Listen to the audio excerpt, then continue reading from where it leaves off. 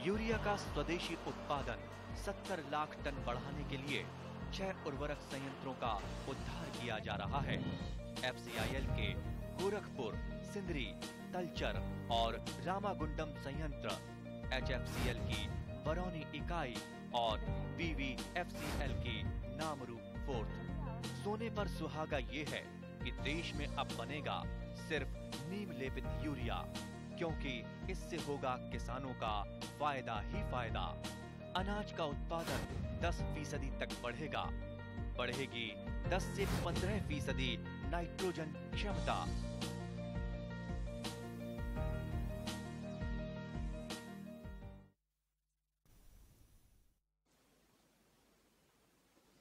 নমস্কাৰ। কৃষি দৰ্শনৰ সমূহ দৰ্শকলৈ নমস্কাৰ আৰু সম্ভাষণ জনাই আৰম্ভ কৰিব লৈছোঁ আজিৰ এই পোনপটীয়া ফোন ইন অনুষ্ঠান হেল্ল' কৃষি দৰ্শন। আজি আমাৰ এই অনুষ্ঠানৰ বিষয়বস্তু হৈছে শালি ধানৰ কৃষি পদ্ধতি আৰু গ্ৰীষ্মকালীন শাক পাচলিৰ খেতি সম্পৰ্কে। এই সম্পৰ্কে আলোচনা কৰিবৰ কাৰণে আমাৰ এই অনুষ্ঠানত উপস্থিত আছে ধুবুৰীৰ শৰৎচন্দ্ৰ সিংহ কৃষি মহাবিদ্যালয়ৰ সহযোগী অধ্যাপক ডক্টৰ গুণাধ্য কুমাৰ উপমন্যু। ডক্টৰ গুণাধ্য উপমন্যু ডাঙৰীয়া, আপোনাক সুধিব খুজিছোঁ যে এতিয়া আহাৰ মাহ বুলি ক'লে খেতিয়কসকলৰ কাৰণে অতি ব্যস্ততাৰ সময়। হয়, কঠীয়া পাৰিয়া কোনো খেতিয়কে হয়তো শালি ধান ৰুব এই আহাৰ মাহৰ ভিতৰতে, বহু কৃষকে কিছুমানে হয়তো আহু ধান চপোৱাৰো কাম চলাই আছে। বিশেষকৈ শালি ধানৰ খেতিৰ কাৰণে আমি খেতিয়কসকলে কি জাতৰ খেতি কৰাটো আপুনি কৰিবৰ কাৰণে আপুনি পৰামৰ্শ আগবঢ়ায়? এতিয়া ধৰক বানপানী এটা হৈ গ'ল আজি অসমত কিছুদিন আগতে। সেই বানপানী যদি আচলতে জুন মাহতে আমাৰ যিখিনি আমাৰ খেতিয়কৰ জনপ্ৰিয় যিখিনি ভেৰাইটি আছে, ধৰক ৰঞ্জিত, বাহাদুৰ, কুশল, মণিৰাম, এই যিখিনি ভেৰাইটি আছে, সেইখিনি ভেৰাইটি যদি জুন মাহতে কঠীয়া পাৰিছে, ওখ মাটিত যদি কঠীয়া পাৰিছে আৰু যদি বানপানীয়ে এতিয়া নষ্ট কৰা নাই, তেতিয়াহ'লে তেখেতসকলে এতিয়া বানপানীৰ যদি শুকাইছে বা তেওঁলোকে যদি ধানটো ৰুব পৰা হৈছে, 25 দিনীয়া বা একমহীয়া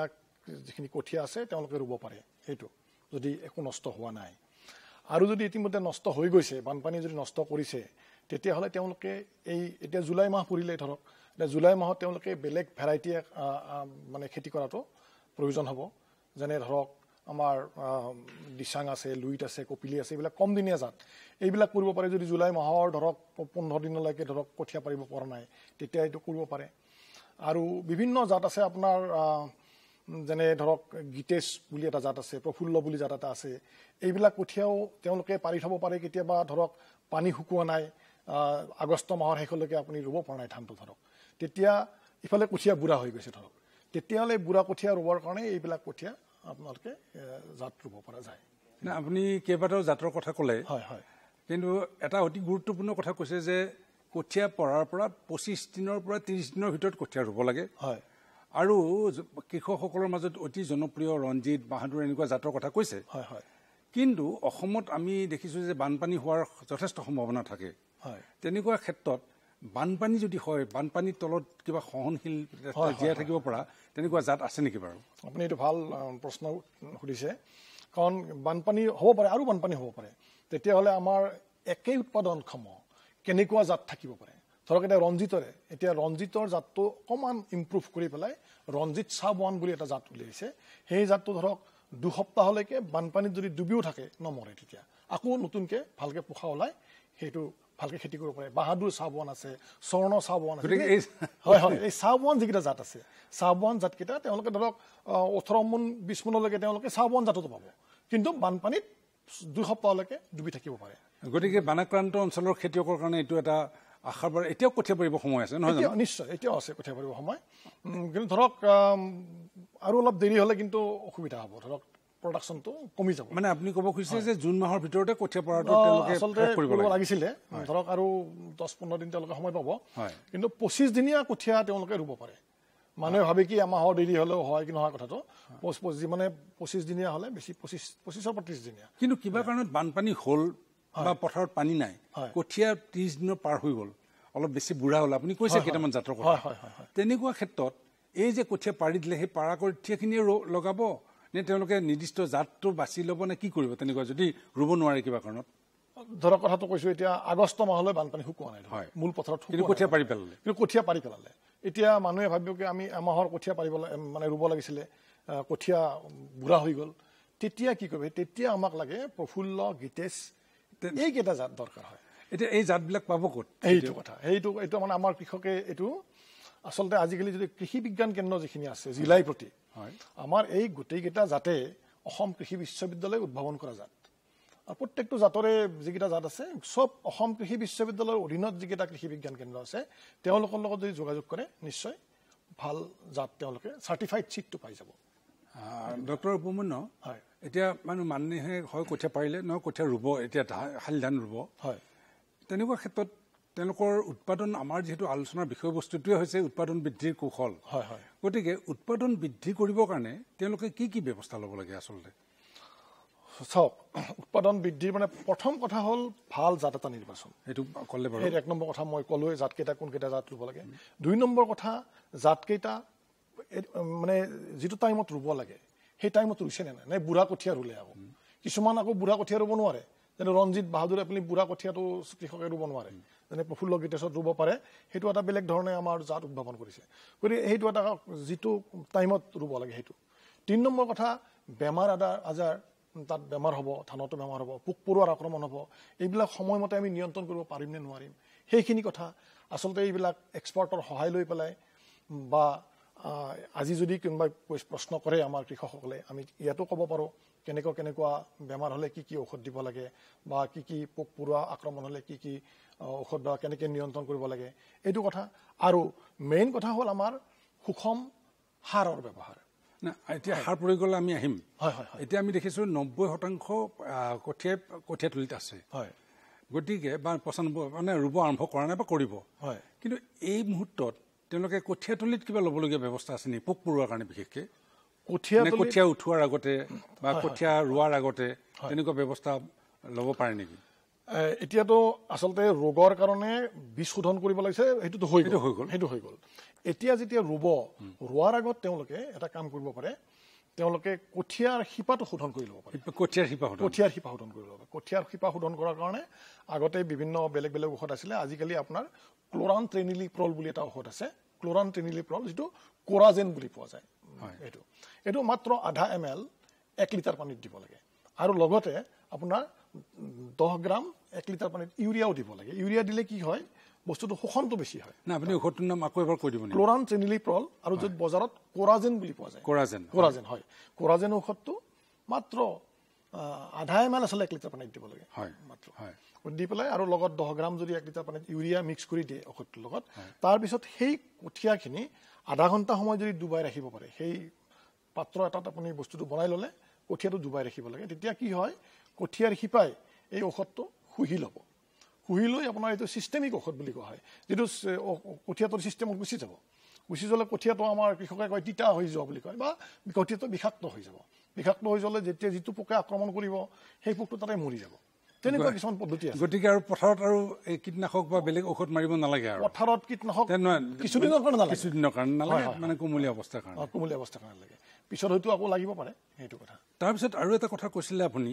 যে সাৰ প্ৰয়োগ কৰিব লাগিব আচলতে সাৰ প্ৰয়োগৰ কথাটো কি সাৰ কৰিব লাগিব ৰাসায়নিক সাৰ দিব নে আজিকালি জৈৱিক সাৰৰ কথা কৈছে এই সম্পৰ্কে আপুনি কওকচোন কি সাৰ দিয়াটো উচিত সাৰৰ মানে এতিয়া কথা হ'ল কি চাওক আমাৰ কৃষকে এটা ভুল কৰে খালি ইউৰিয়া ছুপাৰ পটাছ এইকেইটা জানে আমাৰ কৃষকে কিন্তু কথা হ'ল যেতিয়া ইউৰিয়া সাৰ যদি 10 কেজি আপুনি দিব বিচাৰে আপুনি সদায় আপোনাৰ হাতত 100 কেজি জৈৱিক সাৰ আছে নাই 100 কেজি জৈৱিক সাৰ যদি আছে আপুনি দিব পৰা আছে তেতিয়াহ'লে আপুনি 10 কেজি ইউৰিয়া সাৰ দিবৰ কাৰণে যোগ্য হয় আচলতে সেইটো কিন্তু আমাৰ জৈৱিক সাৰ বা পচন সাৰ আমাৰ ব্যৱহাৰ কৰাৰ কাৰণে আমাৰ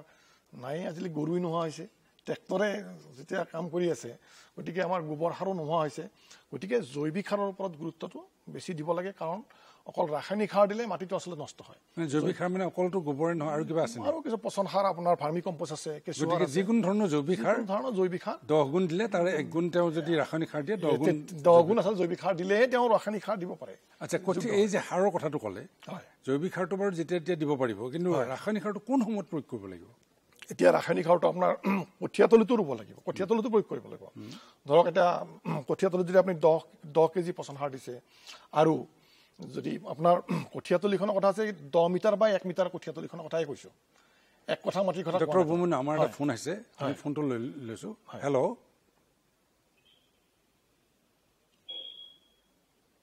হেল্ল' হেল্ল' কওক হেল্ল' হয় নমস্কাৰ মই দলগাঁও বেচিমাৰীৰ পৰা কৈছো আতিকুল ইছলামে হয় ইছলাম কওক হয় মানে স্যাৰ মোৰ প্ৰশ্ন হ'ল আমিতো এতিয়া মানে আপোনাৰ মানে কঠিয়া পেলাইছো তো কঠিয়া তলিবিলাক হালধীয়া হৈ গৈ আছে তো হালধীয়া নোহোৱাৰ কাৰণে স্যাৰ কিবা উপায় আছে নেকি কঠিয়া হালধীয়া হৈছে মানে কিবা তাতে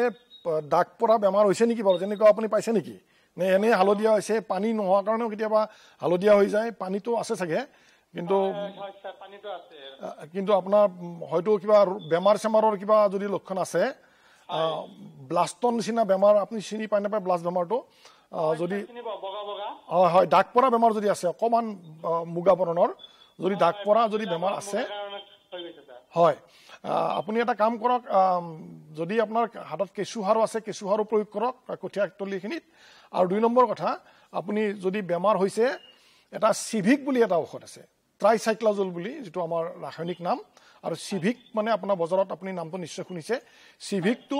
6 গ্ৰাম 10 লিটাৰ পানীত মিহলাব আকৌ কৈছো 6 গ্ৰাম 10 লিটাৰ পানীত মিহলাই কঠিয়াখিনিত স্প্ৰে কৰি দিব হয়তো আপোনাৰ এটো হ'ব পাৰে ব্লাষ্টৰ নিচিনা বা ব্ৰাউন স্পটৰ নিচিনা কিছুমান ৰোগ হ'ব পাৰে কিন্তু গোটেইখিনি যিকোনো ৰোগে হওক এইটো ঔষধে কামত আহিব এইটো প্ৰয়োগ কৰক আৰু অলপ ভাৰ্মি কম্পোষ্ট প্ৰয়োগ কৰক নিশ্চয় আপোনাৰ কঠিয়া যেটো হালধীয়া হৈছে ভাল হ'ব ধন্যবাদ আমি তেখেতৰ প্ৰশ্নটো আমি নিশ্চয় উত্তৰটো পাইছে মিষ্টাৰ ইছলামে আৰু এই ক্ষেত্ৰতো আমি আৰু এটা পৰামৰ্শ আমি খেতিয়কসকলক দিব খোজো যে তেওঁলোকৰ ওচৰত থকা কেভিকে বা কৃষি বিশেষজ্ঞৰ লগত তেওঁলোকে তৎক্ষণাৎ এতিয়া বেছিমাৰীৰ লগতে লালপুৰত কৃষি বিজ্ঞান কেন্দ্ৰ আছে নিশ্চয় তেওঁলোকে তাতো যোগাযোগ কৰিব পাৰে পৰামৰ্শটো ল'ব পাৰে এতিয়া আমি আলোচনা যেটো কৰিছিলো যে সাৰ প্ৰয়োগৰ কথাটো এতিয়া কথা হৈছে আপুনি ইতিমধ্যে কৈছে যে গৰু কমি গৈছে বা আপোনাৰ ধৰক সাৰ প্ৰয়োগ কৰিব সাৰ প্ৰস্তুত কৰিব ইচ্ছা নকৰে মানুহবিলাকে বহুতে আমি দেখিছো গোবৰবিলাক মানে তেওঁলোকে হয় বিক্ৰী কৰি দিয়ে নতুবা ব্যৱহাৰ নকৰে তেনেকুৱা ক্ষেত্ৰত আপুনি কৈছিলে অন্যান্য কিছুমান সাৰ আছে কেনেকুৱা জৈৱিক সাৰৰ কথাটো কৈছিলে আপুনি ভাৰ্মি কম্পোষ্টৰ কথা কৈছিলে কেঁচু সাৰৰ কথা কৈছে কেঁচু সাৰ ধৰক এতিয়া যদি কৃষি বিজ্ঞান কেন্দ্ৰসমূহ আছে কৃষি বিজ্ঞান কেন্দ্ৰৰ পৰা যেটো টেকনলজি আছে প্ৰযুক্তি আছে কেনেকৈ কেঁচু সাৰ বনায় আমাৰ যিখিনি ধৰক কল আছে কলৰ খেতি আছে কলকিটা যেতিয়া কলটো পাৰিব বা কলৰ থোকটো ছিঙিব কাটিব তাৰপিছত কলডাল ৰৈ গ'ল সেই কলৰ পৰাও আপোনাৰ কেঁচু সাৰ বনাব পাৰে কলৰ লগত আমাৰ খালি গোবৰ লাগিব কেঁচু লাগিব কেঁচুটো আমাৰ কৃষি বিজ্ঞান কেন্দ্ৰতে পাব গতিকে তেনেকৈ আমি কেঁচু সাৰ প্ৰস্তুত কৰাৰ কাৰণে এতিয়া আমাৰ এই মঞ্চত কোৱাৰ অসুবিধা কাৰণ বহুত দীঘল হৈ যাব ঠিক আছে আমাৰ আজি বিষয়বস্তু যদি নহয় কিন্তু মই কোনটো ক'ব খুজিছোঁ যে আপোনাৰ ধৰক এতিয়া আপুনি ৰাসায়নিক সাৰ দিয়ক কিন্তু জৈৱিক সাৰ 10 গুণ দিয়ক তাৰমানে আপুনি কৈছে যে ৰাসায়নিক সাৰটো প্ৰয়োগ কৰক মানে ইণ্টিগ্ৰেটেড এপ্ৰ'চ এটা কথা কৈছে নিশ্চয় নহয় জানো যে সম্পূৰ্ণ জৈৱিকটো বেলেগ বিষয় তেতিয়াহ'লে আপোনাৰ তেওঁ ল'ৰা ছোৱালী খেতি কৰিব পাৰিব নহ'লে মাটিখিনি ক'ত থাকিব মাটিৰ কথাটো আহিছে কথাটো নহয় জানো সেইটো কথা যে মাটিৰ যিটো সম্পদ ভূমি সম্পদ এই মাটিৰ যিটো স্বাস্থ্য মাটিৰ স্বাস্থ্যটো ঠিকে ৰাখিবৰ কাৰণে খেতিয়কসকলে কি কৰিব লাগিব কওকচোন তাকে সেইটো কথা ক'লো মই এইটো এটা ভাৰ্মি কম্পোষ্ট বা মই যে ক'লো 10 গুণ দিব লাগে সেইটো এটা আৰু ধৰক এতিয়া কৈছো ধানত আমাৰ কৃষকসকলে কি কৰে মই নিজে জানো মই বৰপেটা জিলাত চাকৰি কৰিছিলো বৰপেটা জিলাতে কিছুমান কৃষকে বিঘাই প্ৰতি 50 কেজি ইউৰিয়া দি দিয়ে 50 কিলোগ্ৰাম ইউৰিয়া তাৰমানে এক বস্তা ইউৰিয়া ধৰক এক বস্তা ইউৰিয়া কিছুমানে কি কয় মানে মনে মনে দিয়ে সেইটো মই পাওঁ মানে কি কিছুমানে ধৰক বেলেগক নেদেখাকে মনে মনে ৰাতি কৃষকে প্ৰয়োগ কৰি আহে কোনোবাই দেখা পাব বুলি আচলতে ইমান দিব নালাগে কাৰণ মাটিডৰাই কিমান ইউৰিয়া ল'ব পাৰিব সেইটোৰ ওপৰত নিৰ্ভৰ কৰে আমাৰ কৃষকে ভাবে কি বেছি ইউৰিয়া দিলে বেছি লহপহকৈ বাঢ়িব বেছি হেৰি হ'ব ভাল হ'ব কিন্তু বেছি ভাল হোৱাতকৈ বেছি বেয়াহে হয় মাটিখিনি নষ্ট হ'ব ইউৰিয়াখিনি আচলতে আমাৰ যিখিনি আমাৰ হাই ইল্ডিং ভেৰাইটি যিখিনি মানে আমাৰ যেনে ৰঞ্জিত বাহাদুৰ এইবিলাক কথা কৈছোঁ সেইবিলাকে মাত্ৰ 18 কেজি ইউৰিয়াহে ল'ব পাৰে আমাৰ অসমৰ মানে ক্ষেত্ৰত আৰু এইটো আচলতে অসমৰ ক্ষেত্ৰত মানে আমি আজিকালি মাটি পৰীক্ষা কৰি আমি সাৰৰ কথাটো কওঁ তথাপি গোটেই অসমৰ আমি যদি পৰীক্ষা আমাৰ ইউনিভাৰ্চিটিয়ে এইটো উলিয়াইছে মাত্ৰ 18 কেজি ইউৰিয়াহে ল'ব পাৰে তাকো ভাগ ভাগকৈ ধৰক প্ৰথমতে আমাৰ ধৰক 6 কেজি 3 ভাগ কৰক 6 কেজি ল'লে মানে যেতিয়া মাটি প্ৰয়োগ কৰিলে বোকা কৰিলে তেতিয়া 18 KG urea 17 KG super phosphate আৰু 9 কেজি পটাছ এইখিনি আচলতে ল'ব পাৰে মানে প্ৰথমবাৰ কিন্তু তাৰে 18 কেজি ইউৰিয়াৰ মাত্ৰ 6 কেজি দিয়ক বাকী 12 কেজি ৰাখি থৈ দিয়ক বাকী এইখিনি দিয়ক কিন্তু ফসফৰাছ আৰু পটাছটো দি দিয়ক মিউৰেট অফ পটাছ দি দিয়ক আৰু লগতো আপুনি 12 কুইণ্টল বা 13 কুইণ্টল বিঘাই প্ৰতি আপুনি জৈৱিক সাৰ দিব লাগিব পচন সাৰ হওক ভাৰ্মি কম্পোষ্ট হওক সেইটো দিব লাগিব তাৰপিছত এইখিনি কৰাৰ পিছত এমাহ পিছত আৰু যে 12 কেজি থাকিল ইউৰিয়া তাৰে 6 কেজি প্ৰয়োগ কৰক এমাহ পিছত সেইখিনি প্ৰয়োগ কৰা আকৌ এমাহ পিছত 6 কেজি প্ৰয়োগ কৰক আৰু লগতে পাৰে যদি বৰাক্স প্ৰয়োগ কৰক 1 কেজি মানকৈ বৰাক্স প্ৰয়োগ কৰক বিঘাই প্ৰতি আপোনাৰ যদি মানে পাতটো আকৌ হালধীয়া হৈছে 3 কেজি পটাছ আকৌ এক্সট্ৰাকৈ দিয়ক জিংক প্ৰয়োগ কৰে আজিকালি জিংক 2 কেজিকৈ দিয়ক বিঘাই প্ৰতি এই গোটেইখিনি যদি সুষম এটা আমাৰ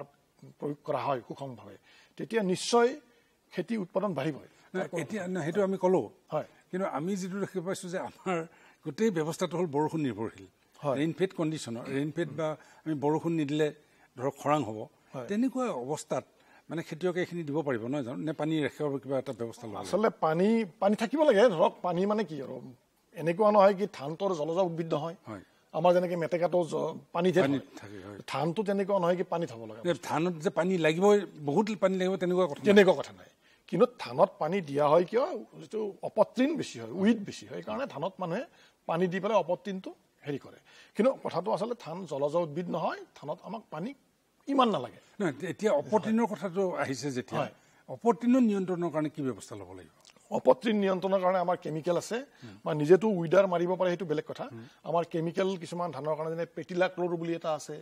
এইটো পেটিলাক্ল'ৰটো দিব পাৰে আজিকালি নতুন এইটো আমাৰ হেৰি হয় বা পেণ্ডিমেথালিন বুলি এটা আছে ধানত অপতৃণ নিয়ন্ত্ৰণৰ কাৰণে এতিয়া পেটিলাক্ল'ৰ আপোনাৰ ধৰক প্ৰায় 1.5 মিলিলিটাৰ 1 লিটাৰ পানীত মিহলাই দিব লাগে আৰু এইটো ট্ৰেন্সপ্লেণ্টিঙৰ টাইমত আৰু এটা পেটিলাক্ল'ৰ আৰু এটা কাম কৰিব পাৰে ধৰক বালিত মিহলাই দিব পাৰে ধৰক ট্ৰেন্সপ্লেণ্টিং কৰিছে ধৰক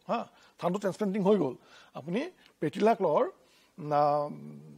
500 ml আধা লিটাৰ মানে আধা লিটাৰ আপুনি 25 কেজি বালিত মিহলাই লওক মিক্স কৰি লওক লৈ পেলাই সেই বালিখিনি ছটিয়াই দিয়ক এইটো সহজ পদ্ধতি এইটো গতিকে তেনেকুৱাকৈ আপুনি উইড নিয়ন্ত্ৰণ কৰিব পাৰে যিটোত ধৰক আপোনাৰ কেমিকেল দিলে নিশ্চয় কিছুমান অপকাৰ হয় তথাপিও কৈছোঁ এতিয়া লেবাৰ পোৱা টান মানুহ পোৱা টান গতিকে আপুনি তেনেকৈ নিয়ন্ত্ৰণ কৰিব পাৰে গতিকে আপুনি সাৰ প্ৰয়োগৰ কথা ক'লে তাৰপিছত অপতৃণ নিয়ন্ত্ৰণৰ কথাটো ক'লে পোক পৰুৱা নিয়ন্ত্ৰণৰ কথাটো ক'লে তাৰপিছত আমি দেখিলোঁ যে মানুহে কিমান পাব বিঘা মাটি আপুনি যিটো ৰঞ্জিত চাবুৱান বা ৰঞ্জিত এনেকুৱা ধানৰ কথাটো কৈছিলে এবিঘা মাটিত প্ৰায় কিমান ধান পাব বিঘাই প্ৰতিটো 18 মোন আপোনাৰ 18 মোন ধান হ'লে যথেষ্ট ভাল ধান নহয় জানো 18 মোন পাব ঠিক আছে এতিয়া আমি এটা সোধোঁ যে এই যে কঠীয়া পাৰিছিল কঠীয়াটো এমাহ পিছত উঠি যাব বা জুলাই 15 তাৰিখে উঠি যাব মাটিখিনিতো মানুহৰ ৰৈ যাব তাত কি খেতি কৰিব পাৰিব মানুহজনে যে য'ত কঠীয়া পাৰিছিল কঠীয়া উঠোৱাৰ পিছত যে মাটিখিনি ৰৈ যাব তাতেতো মাটিটো ভূমি সম্পদটো পেলাই থ'ব নালাগে তাকে সেইটোতো আপোনাৰ তাত কি খেতি কৰিব এতিয়াতো ধৰক এতিয়া মাহজাতীয় শস্য কৰক মাহজাতীয় বহুত আজিকালি আমাৰ ভাল ভেৰাইটি এইটো সময়ত কৰিব পাৰিব ন কৰিব পাৰিব আৰু মাহজাতীয় আছে তিলো কৰিব পাৰিব তিল খেতি আছে আপোনাৰ তিলৰ ভাল জাত আছে তেনেকৈ কৰিব পাৰে ডক্টৰ উপমন্যু আমি যিহেতু বিষয়বস্তুটো আমি গ্ৰীষ্মকালীন শাক পাচলিৰ কথাটো ৰাখিছিলোঁ এই সময়ত কিবা শাক পাচলি খেতি কৰিব পাৰিব নেকি গ্ৰীষ্মকালীন শাক পাচলি ইতিমধ্যেতো ডক্টৰ উপমন্যু আমাৰ এটা ফোন আহিছে আমি ফোনটো লৈ লৈছোঁ তাৰপিছত আমি আলোচনা কৰিম হেল্ল'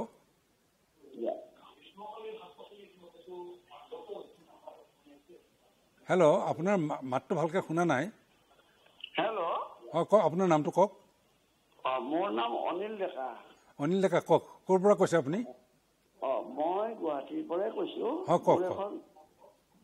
মোৰ নাম অনিল ডেকা। হয় আচ্ছা, মই গুৱাহাটীৰ পৰাই কৈছোঁ। হয় কওক।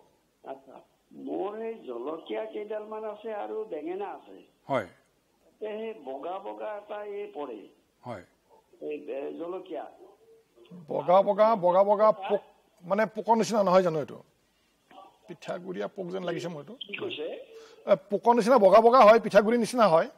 পোকৰ নিচিনা বগা বগা হয়। হয় হয় হয় হয় হয়। আৰু জলকীয়া কেইডাল হৈছে এই পাতবিলাক পৰি আছে। হয় হয় হয়। জলকীয়া আপোনাৰ জলকীয়াত যদি বগা বগা পৰিছে এইটো আপোনাৰ পিঠাগুড়িয়া পোক বুলি কোৱা হয়। তেওঁক মই তেনেকুৱা যেন লাগিছে। মানে আমাৰ যিটো অমিতাত যিটো আপোনাৰ মিলিবাগ বুলি কয়, আচলতে মিলিবাগ। এই পোকটো আপোনাক মই, তেখেতৰ নাম আছিলে অনিল ডেকা। হয়। অনিল ডেকা ডাঙৰীয়াক মই ক'ব বিচাৰিছোঁ, আপুনি যদি আপোনাৰ জলকীয়া বুলি নহয়, আপোনাৰ ঘৰত যদি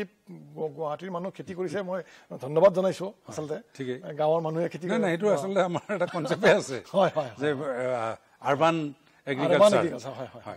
তেখেতক ক'ব গৈছোঁ কি আপোনাৰ যদি পাণ আছে বা বেলেগ আছে, অমিতা আছে, অমিতাৰ পৰাও বেলেগত যাব পাৰে। আকৌ এই যিটো পোকটো বৰ সাংঘাতিক পোক, আচলতে পোকটো আছিলে অমিতাৰ পোক। আপুনি মিলিবাগ বুলি কৈছে? মিলিবাগ বুলি কৈছে, হয়। অমিতাৰ পোক আছিলে, ই গৈ পেলাই এতিয়া পাণতো ধৰে। পাণ বুলি নহয়, য'তে ত'তে ধৰে। আপোনাৰ এবাৰ যদি লাগে বৰ সমস্যা হয়। কিন্তু কথা হ'ল কি, আমাৰ তাৰ কাৰণে বিভিন্ন জৈৱিক নিয়ন্ত্ৰণ যদিও আছে, মই এতিয়া গুৱাহাটীৰ মানুহ এজনক মই পটককৈ জৈৱিক নিয়ন্ত্ৰণৰ কথা ক'ব নোৱাৰিম। আৰু আপুনি ৰাসায়নিক ঔষধ এটাই প্ৰয়োগ কৰিব লাগিব। আপুনি টাটা মিডা বুলি এটা ঔষধ আছে, যিটো ইমিডা ক্ল'ৰপিড বুলি, আচলতে কেমিকেল নামটো ইমিডা ক্ল'ৰপিড, বা এচিটামিপ্ৰিড যিটো মানিক বুলি বজাৰত পোৱা যায়, বা আৰু এটা একতাৰা বুলি ঔষধ আছে, আপুনি মনত ৰাখক একতাৰা,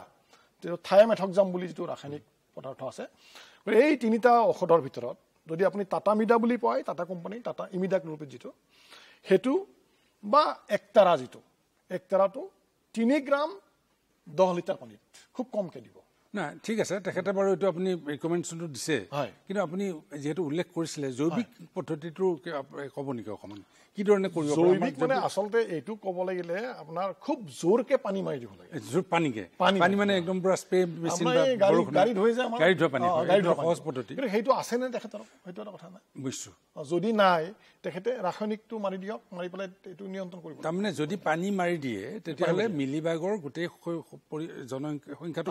কমি যাব। সেইটো এটা হয়। আৰু বহুতে ছাইও দিব পাৰে, ছাইও দিয়ে, হয় হয়,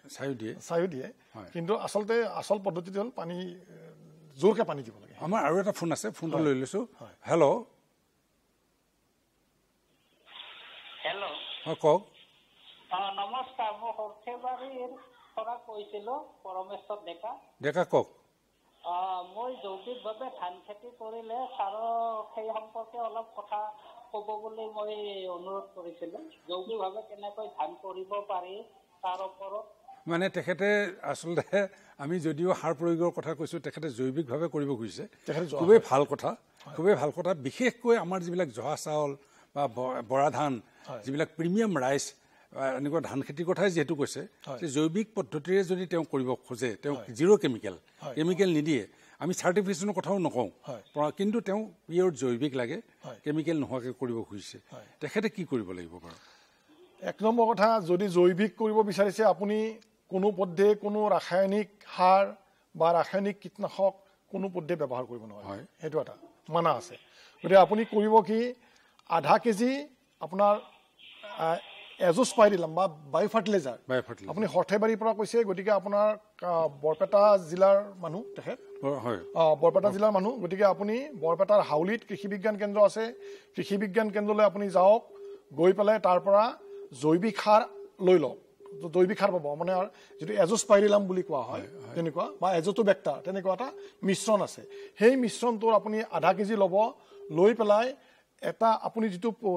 যিখন পথাৰত আপুনি খেতিটো কৰিব, তাতে এটা ট্ৰাইএংগুলাৰ, মানে দুটা আলিৰ মাজত আৰু এটা আলি দি ল'ব, ত্ৰিভুজ আকৃতিৰ কৰি ল'ব, দুটা আলিৰ এটা দি দিব। দি পেলাই তাতে আপুনি পচন সাৰ 50 কেজি দিব, লগতে সেইটো মিক্স কৰিব, কৰি পেলাই অকণমান বোকা কৰি ল'ব। লৈ পেলাই যিখিনি কঠীয়া ৰুব, সেই কঠীয়াখিনি শিপাটো আপুনি সোমাই দিব সেই জেগাখিনিত। মানে আগত যিটো আপুনি শিপা শোধনৰ কথা কৈছিল, এইটো মোটামুটি জীৱাণু সাৰেৰে শিপা শোধন। কিন্তু ডক্টৰ উপমেনু, তেখেতে যিহেতু জৈৱিক কৰিব খুজিছে, আজিকালি আমাৰ বহুতে কৈ থাকে গৌমূত্ৰ বা আপোনাৰ ধৰক গৰুৰ কেঁচা গোবৰ আৰু গুড়, অলপ বেচন, এইখিনিৰে 4 দিন 5 দিন যদি ভালকৈ গুটি থয় আৰু 10 গুণ পানীৰ লগত মিহলাই হয় তেওঁ যদি দিয়ে সিটোৰ পৰাও যথেষ্ট জৈৱিক এইটো যিমান পাব পাৰে সঁচা কথা ক'লে এইটো আচলতে প্ৰাকৃতিক কৃষি যিটো পদ্ধতি আছে মই যিটো কৈছোঁ এইটো আপোনাৰ জৈৱিক কৃষি হয় হয় প্ৰাকৃতিক কৃষি পদ্ধতিত তেওঁ দিব পাৰে তেওঁ এইটো কাম কৰিব নহয় কাম কৰিব বেচন গোমূত্ৰ আমাৰ ডেকা পৰমেশ্বৰ ডেকাই নিশ্চয় আপোনাৰ পৰা পৰামৰ্শটো পাইছে হয় তথাপিতো আমি কৈছোঁ যে ওচৰৰ কেভিকেৰ লগত বৰপেটা কেভিকেৰ লগত যোগাযোগ কৰক আমাৰ আৰু এটা ফোন আহিছে আমি ফোনটো ধৰি লৈছোঁ নমস্কাৰ হেল্ল' হেল্ল'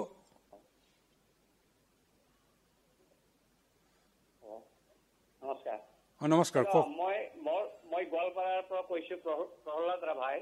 ৰাভা কওক মোৰ জলকীয়া কেইজোপামান আছে 50 ঝাৰমান ৰুইছো হয় কিন্তু গছটো অলপ দাগ হৈ আছে গছটো কি হৈ আছে দাগ হৈ আছে না তেখেতে জলকীয়া ৰুইছে 50 ভাগ জলকীয়া ৰোৱা হৈ গৈছে ইতিমধ্যে কিন্তু তেওঁৰ গছত মানে অলপ দাগ পৰিছে দাগ পৰা কথা কৈছে আপুনি ফোনত আছেনে লাইনত আছেনে ৰাভা ডাঙৰীয়া তেখেত বোধহয় ফোনত নাই চাগে কিন্তু দাগ পৰিছে মানে কি কাৰণত দাগটো পৰিব দাগ পৰিছে যদি দাগ পৰা বেমাৰ হৈছে এইটো নিশ্চয় বেমাৰ হৈছে গতিকে আপুনি এটা কাম কৰক